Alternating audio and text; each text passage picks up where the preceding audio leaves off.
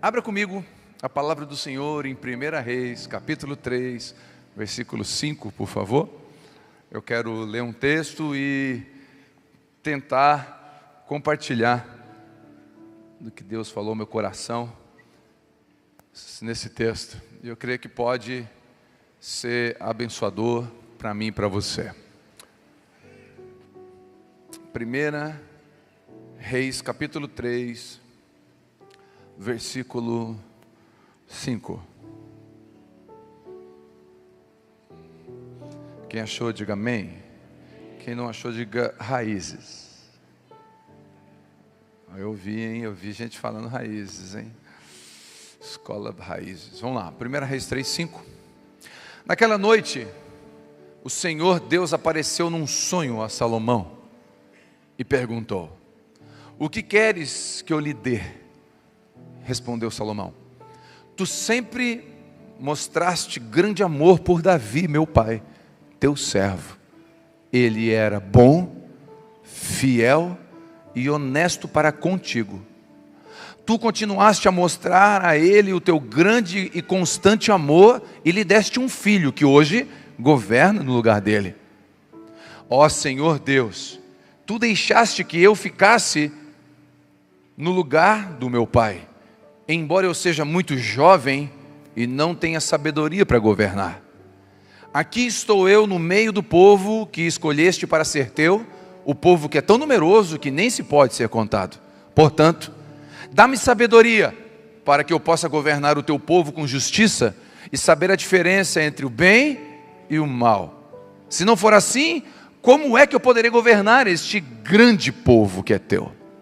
Deus gostou do pedido de Salomão e disse: já que você pediu sabedoria para governar com justiça, em vez de pedir vida longa, ou riquezas, ou a morte dos seus inimigos, eu darei o que você pediu.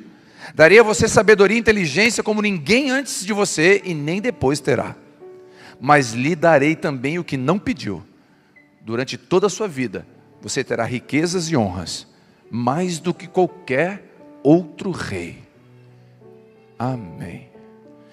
Espírito Santo de Deus, eis a tua palavra, e a parábola do semeador nos ensina que a tua palavra é a semente, e o nosso coração é a terra. Que nós possamos ter um coração com aquela terra boa, que quando cair a semente, dê fruto por 30, por 70 e por 100. Em nome de Jesus. Amém. Amém? Amém. Bom, esse texto talvez a maioria, se você é cristão, você já leu ou já ouviu alguém falar que Salomão foi o homem mais sábio do mundo. Bom, ele foi mesmo. Salomão escreveu cantares na sua juventude, no auge da sua maturidade escreveu provérbios e no final da sua vida, os teólogos concordam que escreveu Eclesiastes. O livro de Eclesiastes é um livro considerado amargo, porque ele traz a vida sem nenhum filtro. Ele traz a vida com a realidade do que é, e ele fala debaixo do sol, pouca coisa faz sentido. E no final de Eclesiastes, capítulo 12, ele vai encerrar dizendo assim: de tudo que ouviste, de tudo que leu, de todos os livros escritos, só uma coisa faz sentido: teme o Senhor. Teme o Senhor de todo o teu coração. Mas ele foi muito sábio, tanto que até hoje, coaches, profissionais da oratória, líderes de grandes empresas usam textos de provérbios, de Eclesiastes, para ensinar valores e princípios eternos da vida cotidiana. Interessante, porque até hoje Salomão ensina, até hoje Salomão tem uma sabedoria que nunca teve depois dele, nem antes dele. E ele foi o homem mais rico da história. Elon Musk passa vergonha perto do que ele tinha. Ele foi extremamente rico, tinha tudo que um homem poderia ter na sua época. Isso tudo no texto está claro, você entendeu. E Deus aparece para Salomão num sonho. Primeira coisa que eu aprendo é que Deus fala como quer com a gente. Ele pode falar num sonho, ele pode falar através de uma profecia, através da pregação do Evangelho, através no momento você com Deus. Deus fala como quer. E num sonho Deus fala com Salomão. E na conversa, Deus aparece para Salomão e fala o seguinte: olha, pede-me o que você quiser e eu vou te dar. Salomão recebe esse presente, porque é um presente, não é? E eu vou fazer uma pergunta: se Deus chegar para você agora, talvez em sonho ou não, e falar assim, o que você quiser, uma coisa só, eu vou te dar. E Deus é poderoso para ressuscitar alguém que você ama que partiu. Deus é poderoso para tirar o seu filho do crack. Ele é poderoso para curar o câncer terminal da sua mãe. Ele é poderoso para salvar a sua empresa da desgraça. Ele é poderoso para restaurar o relacionamento dos seus pais. Ele é poderoso para fazer o que Ele quiser. E Ele pergunta, pede que eu vou fazer. Não importa o que é. O que você pediria? E talvez, e eu concordo com você, que talvez a mãe pediria, tira o meu filho da UTI. Talvez o pai pediria, tira o meu filho do crack. Talvez o empresário pediria, me socorre por favor. Talvez um casal ia pedir, salva o nosso casamento. Eu acho que esses pedidos são todos nobres, são todos legítimos. E Deus não tem problema em responder pedidos nobres, legítimos, pessoais. Deus é um Deus de detalhes. Deus cuida dos detalhes da vida da gente. Deus é detalhista, posso ouvir um amém? Ele cuida como um pai cuida de um filho, muito melhor. E Ele não deixa passar nenhum detalhe. Eu lembro de um testemunho que me marcou muito, quando eu fui num ginásio e tinha uma dupla evangélica cantando nesse ginásio. O ginásio estava lotado. Eu estava lá no segundo, lá em cima, nos dois últimos andares do ginásio, lá em cima. E naquele dia, depois que a dupla cantou, um pregador subiu. E ele pegou o microfone naquele dia e começou a falar algumas coisinhas simples. Não deu um minuto, ele parou de falar. Ele parou e todo o ginásio ficou observando. Ele desceu e todo mundo ficou observando, eu também. Ele veio e foi no corredor. Parou no meio do corredor, botou a mão no ombro de uma moça e falou, o que você pedir agora, Deus vai te dar. Voltou, subiu, e eu pensei, eu queria ser aquela moça. Acho que todo mundo pediu, pensou. E ele subiu e falou mais um glória a Deus, um aleluia. E falou, o Espírito Santo está me mandando fazer uma coisa. Eu quero fazer um apelo. O ginásio lotado. Eu quero fazer um apelo. Eu quero perguntar quem quer voltar para Jesus. Não veio ninguém. E ele insistiu. Aí comecei a ficar com vergonha alheia. Porque quando acontece um apelo, não vem ninguém, a gente se disfarça, levanta, vai na frente para dar uma ajudinha, né? E não veio ninguém. E ele chamou de novo. O Espírito Santo me falou que alguém aqui precisa voltar para Jesus. E quando ele insiste a segunda ou terceira vez, um homem vem lá de trás. Já vem aos prantos. Encosta na frente. E ele fala, mais alguém? E aquele homem ali na frente. E aquele homem, ele começa a orar pelo homem. E o homem é reavivado no Espírito Santo. É cheio de Deus, se conserta com Deus. Quando ele está se consertando com Deus, a menina do corredor levanta e vem. É o meu pai, eu orei para ele voltar para Jesus. É um Deus que cuida de detalhe.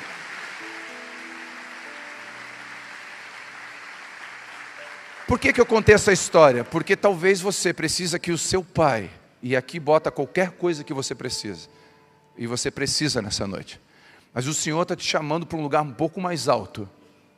Não que a salvação do seu pai não é importante, não que a oração sobre o seu filho não é importante, mas Salomão quer nos ensinar um nível mais alto de relacionamento com Deus. Então, o texto me ensina algumas coisas importantes. Primeiro, Salomão era um homem de honra.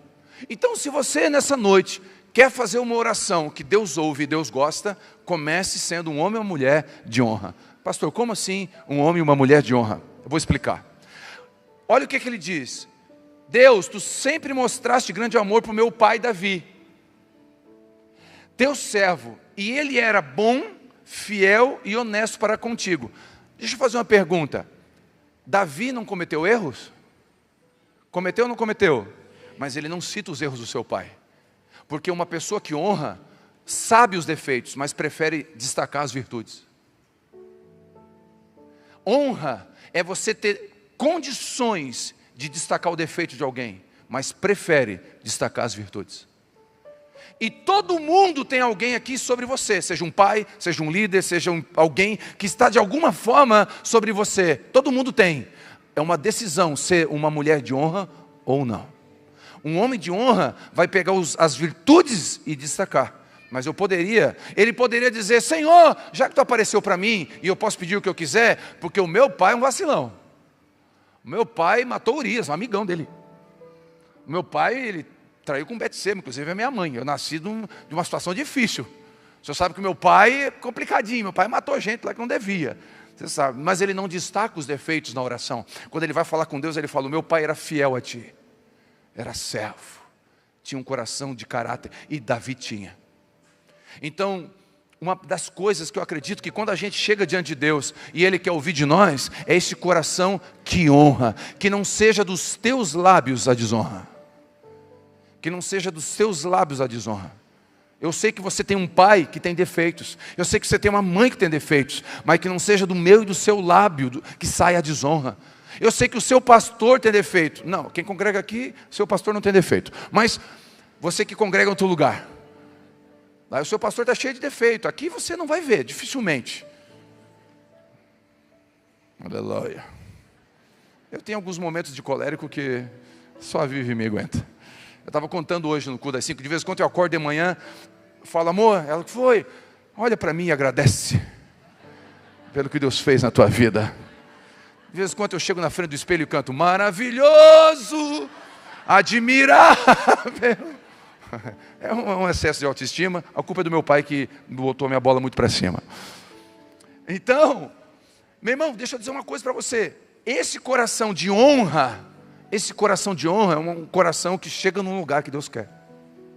E nós temos que aprender a honrar. E a honra não tem prazo de validade.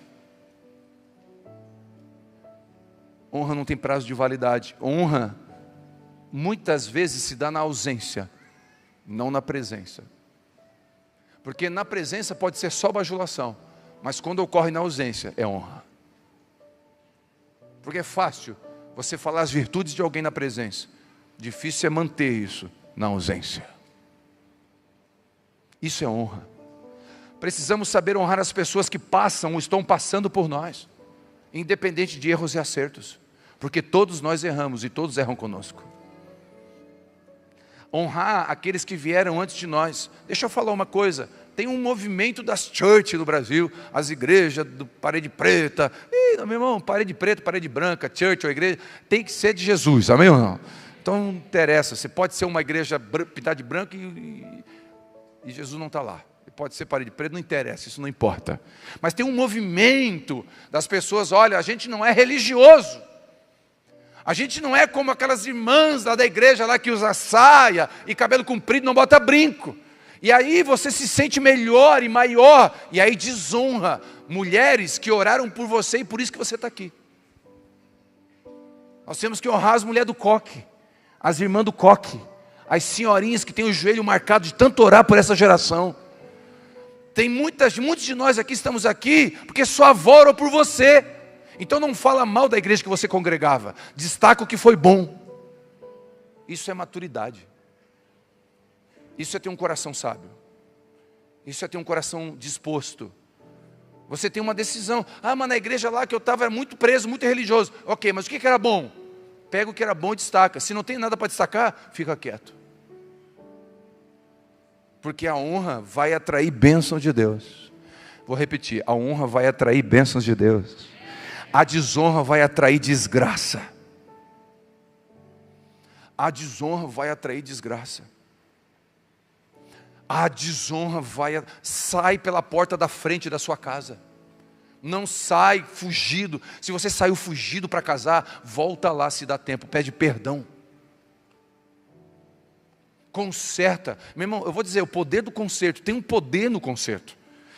Eu preguei aqui sobre os 5 faróis, 4 ou 5, já aumentei farol aqui. 4 faróis, amém ou não? Quem já ouviu, diga amém. Quem não ouviu, tem que ouvir, está lá no YouTube. E eu falo das decisões, não mente, né? Lembra que eu falo? Se você for comprar um apartamento, não mente o valor do seu salário. Aí você bota assim, tem que ser casado, aí você bota, só casado. Não é casado, então não mente. Não, tem que ser separado, porque senão tem que somar, daí não dá para fazer o financiamento. Aí eu contei isso. Agora, 2 meses atrás, uma irmã me mandou mensagem. Olha que interessante, nem congrega aqui, online. Ela mandou uma mensagem: pastor, quando eu vi essa mensagem, Deus falou comigo. Porque há 10 anos atrás, quando eu fui comprar o meu apartamento, eu menti o salário que eu ganhava. para poder pegar o financiamento.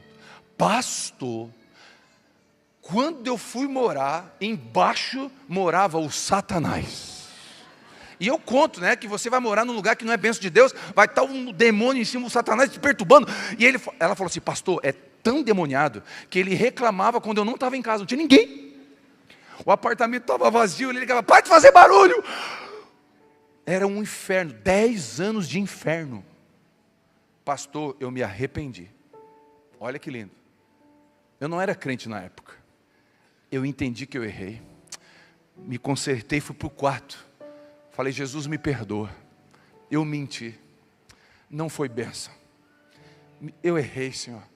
Irmãos, 30 dias depois, na porta da casa dela tem uma cartinha e uma caneca dizendo, andando com Deus porque Deus é bom. O vizinho se mudou. O Satanás foi para outra casa. Alguém que desobedeceu vai recebê-lo.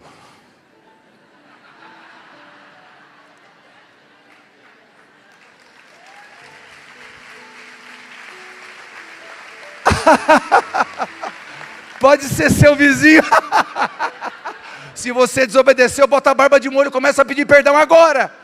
Porque ele pode estar vindo a caminho. Aí, olha que lindo, ele mandou uma carta dizendo obrigado, me perdoa por tudo, eu estou indo embora. O que o poder do conserto? O poder do reconhecimento. Então, Salomão nos ensina que nós não podemos ser gente de desonra. Tem gente que entra numa empresa e sai de qualquer jeito, entra num relacionamento, termina pelo WhatsApp, é uma molecagem, é uma imaturidade. Eu sou crente, o diabo não pisa em mim. Por isso que eu falo para os meus chefes, seus endemoniados, não, tu é um tolo, isso é falta de honra. Irmãos, eu vou dizer, teve um movimento aí no Brasil agora, do carnaval, botaram as famílias dentro de lata de conserva. E aí teve outro movimento, das famílias, dos crentes, botando a foto da família dentro de foto de ervilha, de lata de ervilha. E aí, família em conserva. Meu irmão, eu vou dizer uma coisa para você, escute o que eu vou dizer. Com bastante atenção. Eu não me assusto com o carnaval escarnecendo da fé cristã. O que se espera do escarnecedor? Escárnio. Uma vez carregaram Jesus, o Satanás carregando Jesus os crentes, meu Deus, blasfêmia, que Deus venha e consuma ele. Meu irmão, eu não me escandalizo, diante de Deus que eu não me escandalizo. O que eu espero do mundo, gente? O que me escandaliza é crente assistindo o BBB.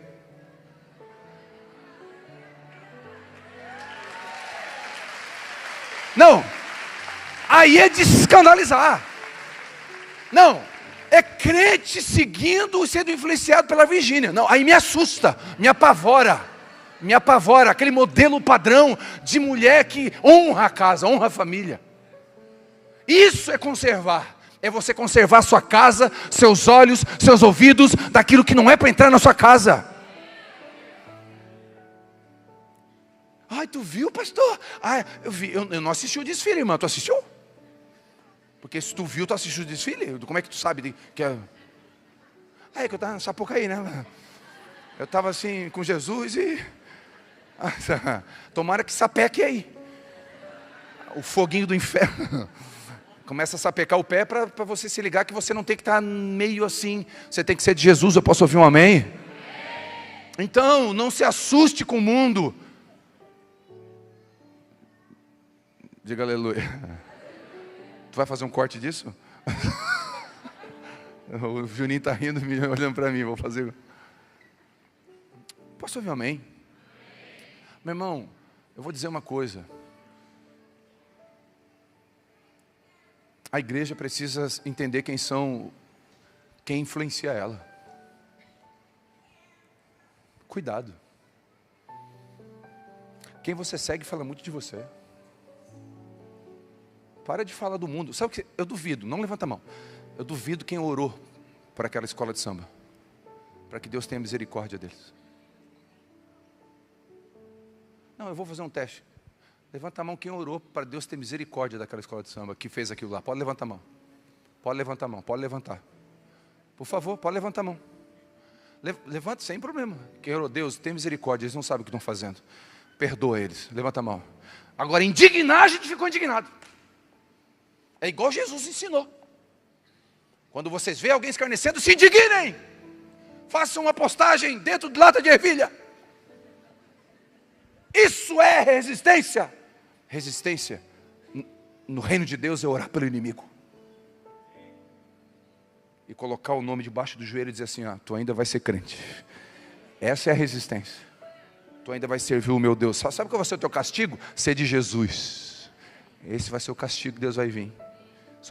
Eu te abençoo para que venha um castigo bem grande na tua casa. Você se converta e ame a Jesus como eu amo. Honra. Princípio de honra.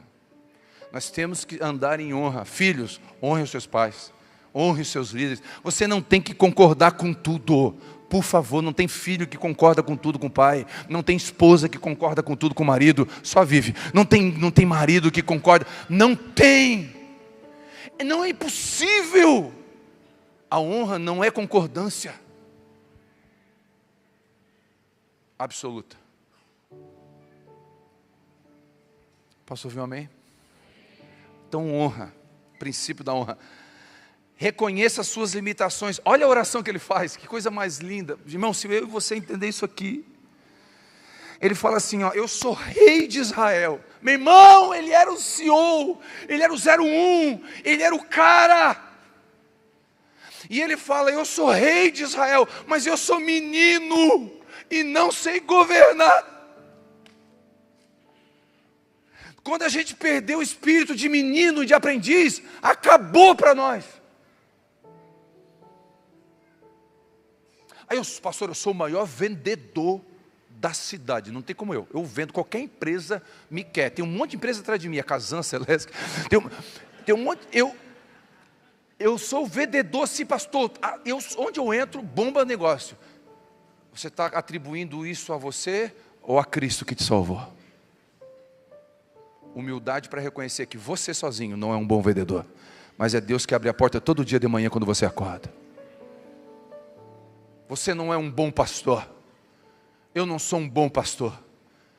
Eu sou um péssimo pastor. Eu estou todo dia aprendendo com um bom pastor que é Jesus. Ele me ensina, se ele me largasse. Se ele me largasse, já estava tudo entregue aos Paraguai. Acabou-se. Se o Espírito Santo saísse de mim. Acabou. Você está em maus lençóis. Eu estou em maus lençóis, sem o Espírito Santo de Deus. Olha o que ele diz. Eu sou pequeno, eu não sou grande, eu não sou bom, eu não sei governar.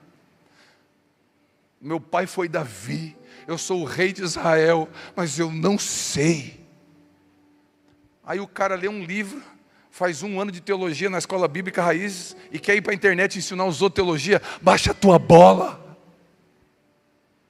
Aí vem um monte de gente na internet, um monte de site, página, querer dizer o que está certo e o que está errado na igreja brasileira, mas não tem vida no campo. Vem podar, vem tosar as ovelhas, vem andar com ovelha, vem fazer velório com ovelha, vem, aí sim vai poder falar alguma coisa. Atrás de um microfone, de uma câmera, não é pastoreio. Não chama de pastor quem está no YouTube sem vida com a igreja. Não é pastor. É blogueiro, qualquer coisa. Eu não vou falar o que eu pensei. Obrigado, Jesus, pelo filtro que o Senhor colocou agora aqui. E eu nem olhei para a Vivi. Posso ouvir um amém? Reconheça as suas limitações.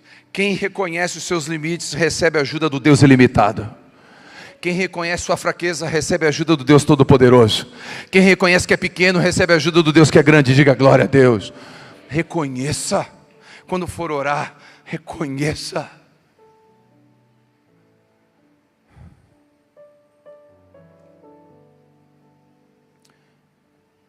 Terceiro, você é mordomo de tudo. Olha que lindo que Salomão fala: eu estou governando um povo que é teu. Olha que lindo, eu estou governando um povo que é teu. Deus, eu estou cuidando de um carro que é teu, tu me deu para cuidar. Eu estou cuidando de uma esposa que é tua, o Senhor me deu para cuidar. Olha que visão de mordomia cristã. Imagina se todos os cristãos aqui hoje saíssem de casa com consciência que um filho é dele, e eu vou cuidar do que é dele.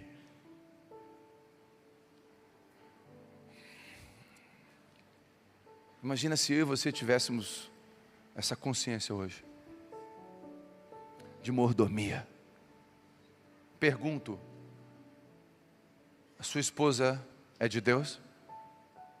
Homens, alguém falou amém aqui? Obrigado. O resto não é, do diabo.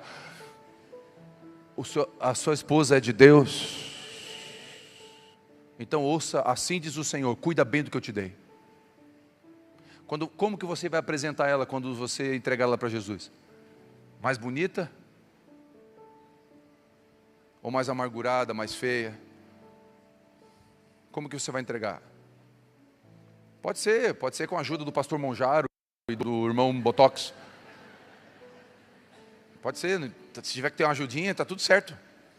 Mas como é que você está entregando? Como é que você vai entregar? Mais feliz? Mais bela? Mais alegre? Mais o quê? Mais esbelta. Gostei, querido. Muito bom, obrigado pela contribuição. Ou vai entregar toda decomposta? Não, tem que entregar para cima.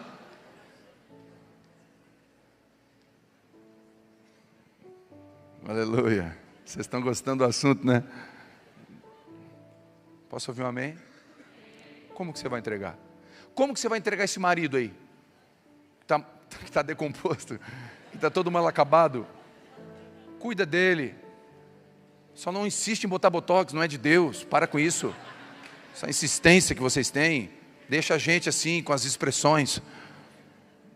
Não gosto desse negócio de ficar reto assim, ó. Aí fica assim, ó, quando ri, puxa o pé.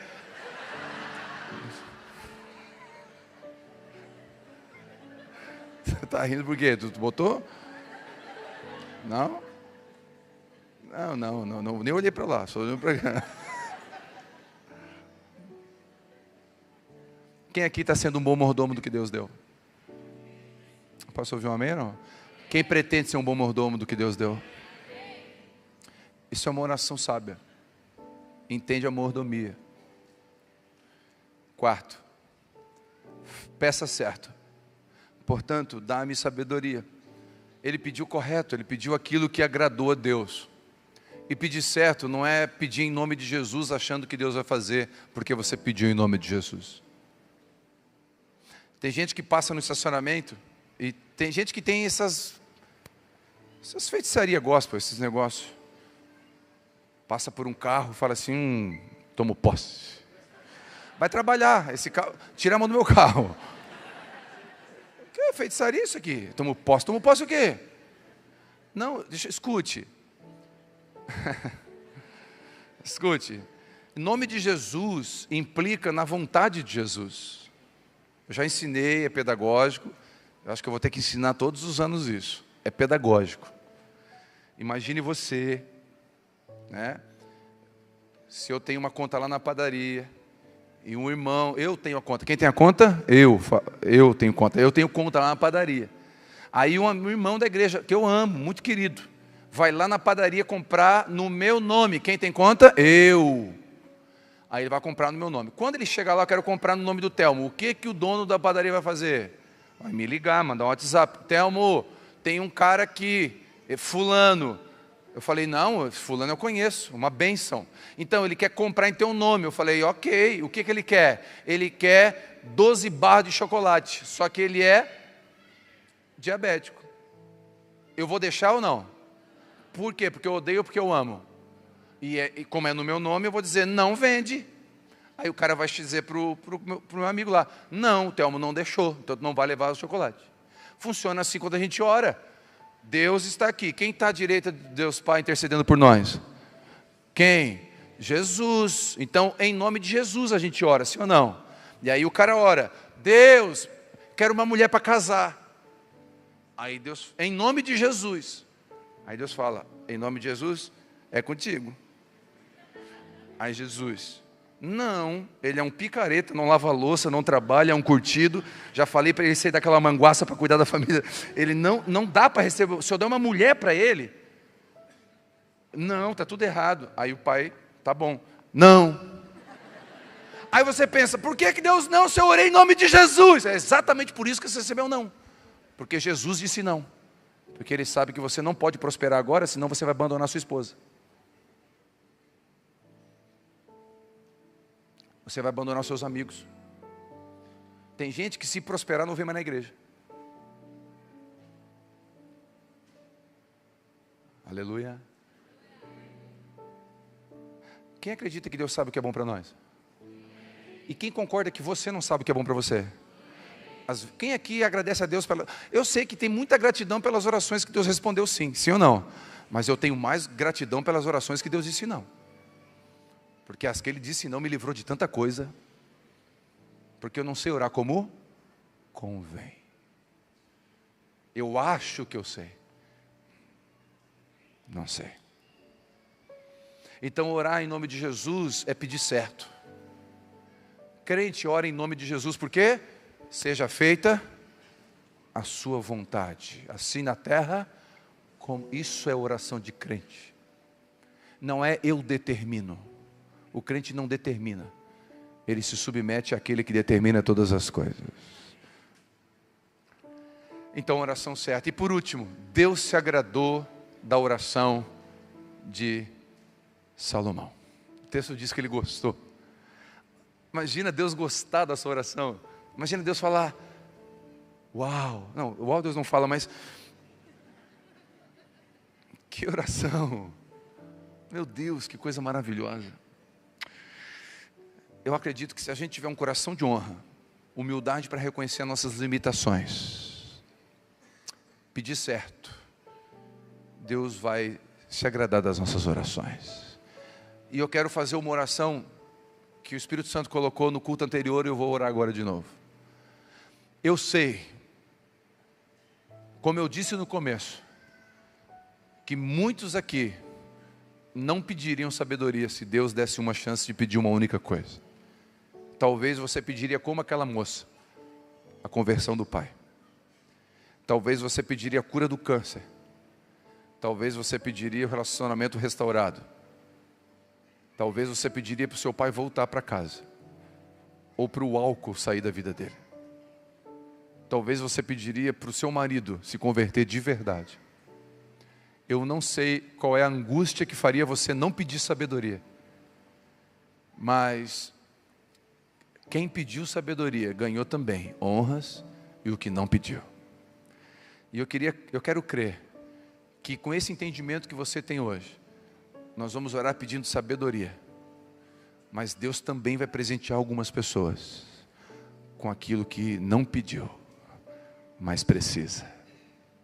E Deus sabe, em nome de Jesus, o que você precisa.